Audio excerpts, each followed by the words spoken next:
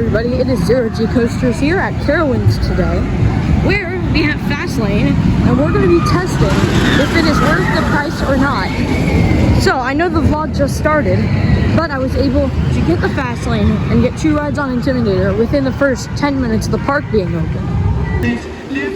Another thing to note is that depending on the day, the price of Fastlane can be different. Today it was $90, and it is a weekday, a Tuesday, but Charlotte schools are out, so it is very busy at the park. Also, unlike some parks, they do sell an unlimited amount of these fast lanes compared to like something like Dollywood, where they only sell a limited number a day.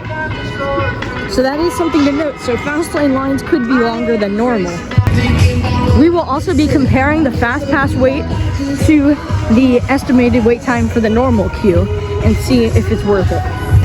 For Intimidator, it was about a 10-minute line in the normal line and about less than 5 minutes in the fast pass line. I walked right on into the station and got back row twice.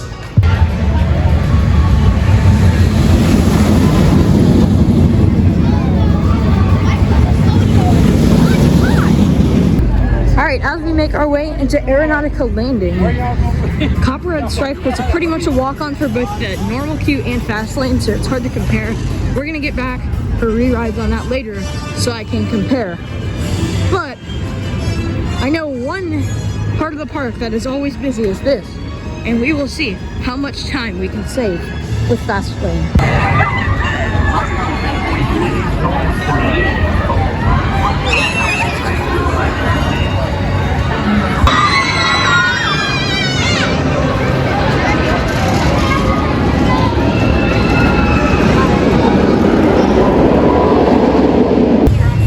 I just finished 2 rides in Aeronautica Landing. One was Gear Spin and one was Air Racers right here. Gear Spin was about a 30-minute line and I got on pretty much instantly, less than 5 minutes. It was a good ride. I've already done it multiple times since when this land opened. And Air Racers is by far my favorite flat ride here at Carowinds. It is very good and you get a lot of hang time.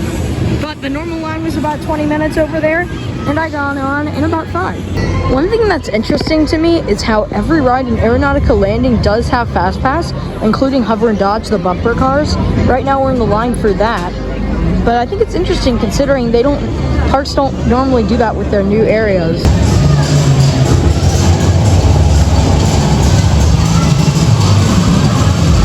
Alright, so I got a front row ride on Fury 325, walked pretty much right on, and the normal queue is about 15 minutes. So it wasn't a huge time saver. Alright, so right now we're eating lunch at Harmony Hall. And after that, I'm going to spin a wheel to decide which ride I do next. A little bit of a throwback to the Busch Gardens video, but instead I'm not doing anything crazy with it. This right here is the Walk of Shame. Can't believe I'm doing this.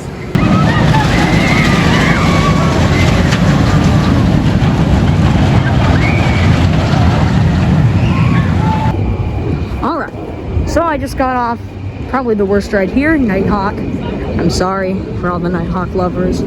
But it was about 90 minutes in the normal line, and with the fast lane, it was only 10. So it was a huge time saver on this ride. I'd say if you don't have fast lane, go to this ride first when you're at Carowinds, because it has atrocious lines and runs one train and pretty much horrible dispatches. So, yeah. Cell phones are absolutely not permitted out on this ride. They have not maintained within pocket 4 inch red bid. Failure to adhere to this rule may result in your removal from the park. Please do not sit, stand, or swing on the handrail. If you find yourself sitting or standing.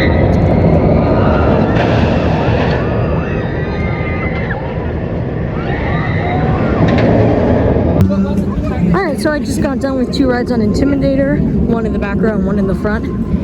The normal wait time was around 20 to 30 minutes and Fastlane got me in 5 to 10 minutes. So, not the largest gain in the world, but it's still pretty solid for getting on rides pretty much instantly almost.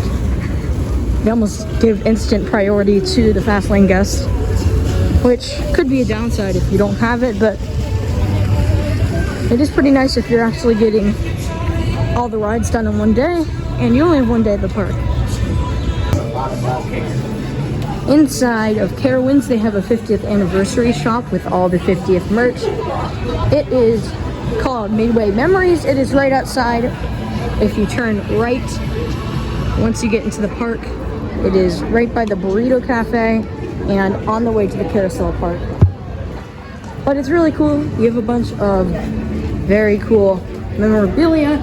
We even have a photo op over here.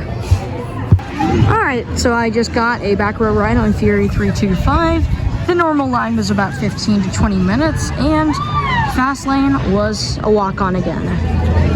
Next up on the agenda is to ride Carolina Gold Rusher with the 50th anniversary train, but we gotta fill up this first. This is the most atrocious line I've ever seen for Gold Rusher.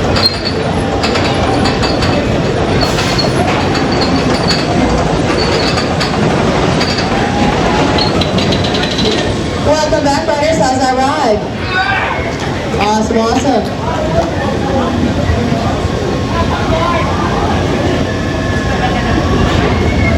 As soon as the ride comes in, please stop and up. All right, Carolina Gold Rusher is boring, but I did it with the gold train.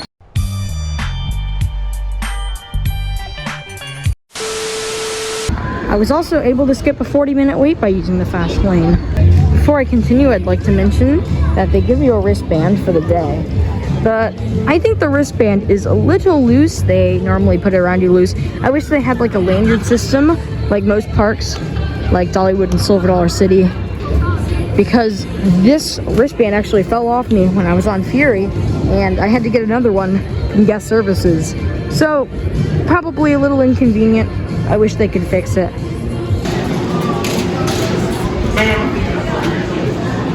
Alright, I just got a total of 3 rides on Fury. The normal line was about 20 minutes, and Fast Pass was a walk-on yet again. They are assigning rows, but I was able to get one in row 8, 7, and in the front. Otherwise, though, this is a great coaster, and the Fast Pass isn't saving us a ton of time, but that's kind of my fault because I'm not going on a super busy day. It is spring break, but it is really not that busy compared to the day before this, where it was absolutely slammed. It was Easter Monday, but otherwise, I'm gonna give my final thoughts on Fast Pass soon. Alright, so I just finished 2 rides on Copperhead Strike, 1 in the front row and 1 in the second row. I think it's a good ride, great hang time on it, but we did not save a lot of time with it. Normally Copperhead Strike is a long wait, but it was a walk-on for the normal queue right now, and the fast lane was the same. But that's kind of what I get for going on a dead day. Now, if this were a busier day, then Copperhead would be a way longer line, and it would be much more worth it. So, I just got stuck on gear spin for about 15 minutes. It would have been a fine experience, but the sun was in my eyes, so it wasn't that good. But I'm gonna do air racers next, and then we are going to get some re-rides, maybe do afterburn for the first time today. Well, this is a new one. They are completely tearing apart the train on Airwalker since it's been experiencing issues today. Hasn't opened at all. I rode it yesterday, but this is interesting. Alright, so I did a ride on air racers, and it is about 30 minutes till park close. We are headed over to Intimidator first and then Fury. Not responsible for items lost or damaged while riding. All right, time to hit the skies. Have a great race.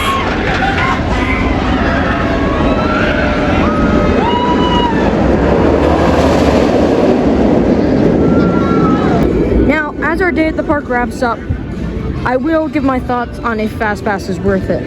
Now, if you are going to the park for only one day, and it is either a weekend or a very busy summer day, like the 4th of July or somewhere near then I would say it is definitely worth it to get it. Wait times for you would go down from 2.5 hours to maybe 10-20 minutes with the fast lane. And if you're going 2 or 3 days maybe, and there are more dead days, then I would say not to get the fast lane.